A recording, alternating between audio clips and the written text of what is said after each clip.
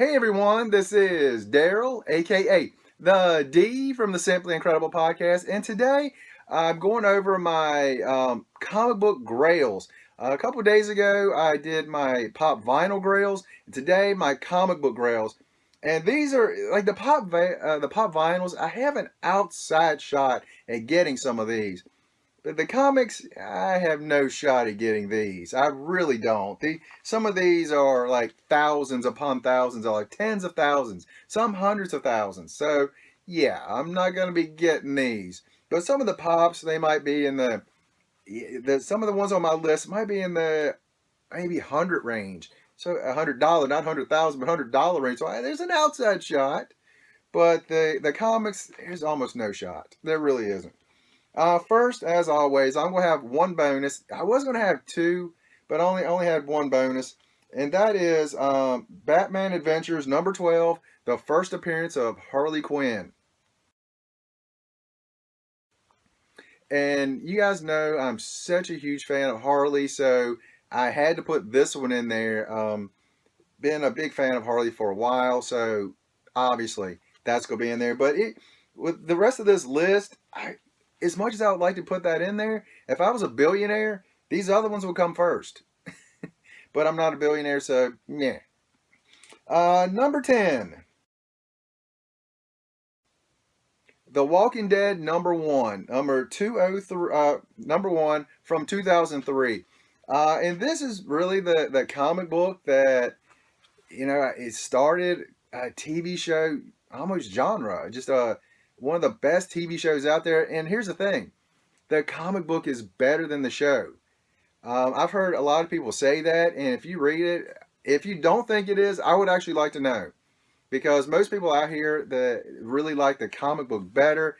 The artwork it's a little different. It's all in black and white, which for me is really cool. I really like that. I mean, I don't think I like everything in black and white, but I just like the way they do this. And it is phenomenal. So that is definitely one I would love to get. Um, of course, obviously, it's got the first appearances of everybody on the show. Well, not everybody. Who all was the first appearance? Rick, Lori, Carl, Shane. Like that core group. I think they're all got that first appearance in there. So definitely an awesome book to get. Number 9. Number 9 is Tales of Suspense number 37. Is that 39? I can't read my handwriting. But it's the first appearance of Iron Man from number 1960, from number 9, from 1963.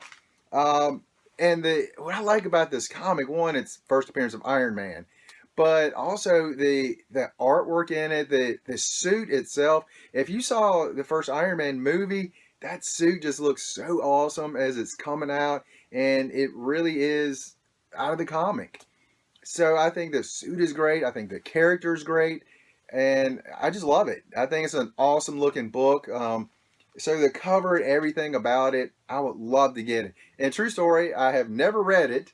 I've never read it, but later on I read a bunch of Iron Man, and later on it was really good. So I can only assume the first part of it was really good as well. So that's one I definitely want to get. Number 8.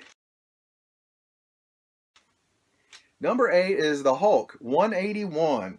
This was in 1974, the first appearance of Wolverine. The artwork on the cover to me was good. It wasn't great, but when you start off with an iconic, later become an iconic character, really, when you look at the X-Men movies, he's got his, three, four movies. That character has been such a huge character. We did a comic book podcast one day of our favorite covers, and I know Wolverine's on one, and I want to say like two or three different ones where Wolverine was the number, like the front cover. So it's such an iconic character, and to have his first appearance against someone like the Hulk, and the cover, which looks cool. Again, for me, not the greatest cover. To me, he's got better covers, but that first appearance is something I would love to have. So, The Incredible Hulk, number 181. That's number 8. Number 7. Number 7 is All-Star Comics number 8 from 1941. Now I will say this: some of these years on here have some really good comics. 1941 has some good comics, but it's the first appearance of Wonder Woman.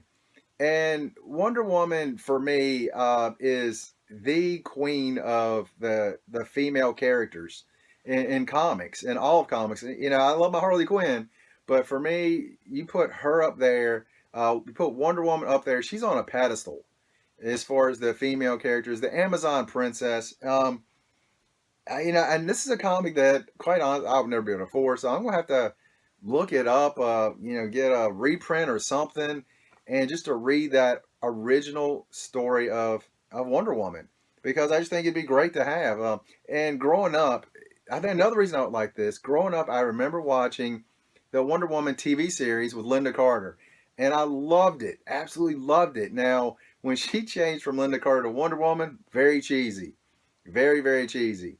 But the character itself, always loved it. So yeah, that had to make my list. And gosh, I cannot imagine how much that would probably be worth as well. Number 6. Number 6. This one is wow. It's Captain America. Captain America comics number 1, 1941. The first Captain America. Was there another one here? Was 41? Two. I only had two for. I thought I had another one was 41, but two I had from 1941. So those are first Captain America. And what's really cool about this comic for me, uh, first, you know, right there on the cover, he's punching Adolf Hitler. I think all those Americans, you know, punch Adolf. Yeah. So to see that right there on the very first cover, first appearance of Captain America, it's like that is phenomenal. That is absolutely great. And back then, he didn't have that round shield. He had a shield. It's kind of like, you know, I know you won't be able to really see it here, but it's kind of like arched down. It kind of like comes down into a point. And when I was in Charlotte, Stan Lee had a little group meet and greet, and he was saying that him and Jack Kirby were trying to, you know, talking about Captain America. What can they do to make things really cool? And one of the things that he said, he's like, you know, what would be cool. Stan said this. He said, what would be really really cool to see is if, you know, if he had that shield, if he could throw the shield and it could bounce off things and come back to him. And that shield's got like the old, you know, arc things and like to a point. He said really couldn't do that. He's like, why don't we make it round? And that way we could bounce off stuff and come back. And that's how Captain America's shield became round. And I thought that was one of the greatest stories. I mean, it's one of those little stories you think it's not that big a deal, but for some reason in my head, I'm like, this is a great story of comic book history. So for me, I think that is absolutely awesome. So Captain America comics number 1 from 1941, first Captain America. You know, to be honest, I have it at 6. It really probably should be higher than that because it's Captain America. Let's see, number 5. You know what? I probably should add number 5 over this one. But anyway, number 5, The Incredible Hulk, number 1 from 1962. First, first Hulk. And the cover to me is just, it's iconic. You have Bruce Banner, or was it Dave? I think it's Bruce Banner back then, and I think it still is. But Bruce Banner, he's sitting there in his lab coat, and you see like behind him the Hulk. And later on, in Spider-Man, I want to say Amazing Spider-Man number 50, they redid that, so you see Peter Parker standing there with Spider-Man behind him, which epic cover. And to pay homage to a cover like that is really really cool. And to have that first Hulk, and that is really one of my favorite Marvel characters is the Hulk. You know, that mild mannered guy that can just fly off into a rage, and you know, find it really hard to control, always fighting to learn to control it, and think that's where it all started. So that would be a great cover for me to have, a great comic. Will I get that? Yeah, no. Yeah, no. No. Again, if I get really, really absurdly rich one day, I will get that cover. I'm not going to be really, really absurdly rich any day soon, though. The next one. Now, these top 4, I could have probably put these in any order because I really would love to have all four of these. Number four, Amazing Fantasies number 15 from 1962, the first Spider-Man. Man, wow, wait a minute. Hulk, Hulk and Spider-Man appeared the same year. Is that right? Did I write this down right? Am I wrong on that? I may have wrote this down wrong, but I've got 1962 on both of those. If that's right, that's impressive. That is a heck of a year. But the first Spider-Man, you see him flying through the air. You know, he's got the web out there flying, and an epic cover to the beginning of such a legendary character. I know a lot of people don't like the movies. I really do like the movies. I guess even though some are not as great as other ones, but that character itself, even though, like I said, I know that Tobey Maguire gets a lot of grief for some of his stuff, but I really liked it. Um, Even though the way he flew through the air on swinging on the web and stuff, I thought it was cool. I was eating it up with a spoon. And then again, was it the greatest movies? Probably not. But to sit in a theater and see this character on screen, I loved it. I absolutely loved it. And then through the years, he's got all these great villains. He's got a great list of villains that he's fought. Him and Batman, to me, have two of the best list of villains. So yeah, I loved it. So to be able to think one day I could have that first appearance. Again, I'm not going to ever be able to get it, but if I could, that'd be so cool. So that's number four on my list. And again, it could be in these top three, but you know me, I'm more of a DC guy. Even though, again, if someone said I could have that comic over the other three, I'll take it in a heartbeat. Number three, man, again, these last four are really tough to put in order. I'm going Batman number one on this, and the reason is it has probably my favorite Batman villain. The first appearance of the Joker, that was in 1930, no, 1940. 1940, first appearance of the Joker. You have him, Batman and Robin come swinging in. Um, yeah, I said a bunch of this video, haven't I? But man, and who else is also, Catwoman. They called her the Cat in that very first appearance. So Joker and Catwoman first appearances in one comic. That would be so amazing to have. Now I will say this: there's a few more from early Batman that I would love to have, but have that first Joker. That to me would be just awesome to have because it's also what early, very very early Batman. So I'm looking at my list because I mean Batman was only a year earlier, so you're looking at probably top five, top 10 appearances of Batman. Plus you have Joker. Plus you have not Harley, but Catwoman first appearances.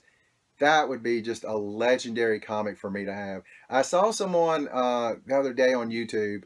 I cannot remember the name. It's Lee Ditka. I cannot think of the other two names. But their comic book collection is the most absurdly amazing thing I've ever seen. And he had this comic, and I was just like drooling just looking at it. But I would love to have that first appearance of Joker. So that would be great for me. Number two, and again, these top four, I beat my brains out over. I literally wrote these down in the top four. I literally changed like three or four times. But number two is going to be Action Comics number one, the first Superman from 1938. And I think most people, probably not all, but I think most people would say this comic was the beginning of the superheroes. Superman's first appearance. So, I mean, he's got that iconic cover. He's sitting there holding the car over his head. And you see people kind of looking like, oh my gosh, what is this? And so that to me, just wow. I've seen reprints of it, and which is fine. But to think you could have that very first appearance, and again, for me, the beginning of the superheroes. I just from 1938. I mean, wow, 1938, before World War II, and all this stuff going on in the world at the time, and that comic, just legendary. And all these years later, you know, Superman's still not only relevant, but one of the top DC characters.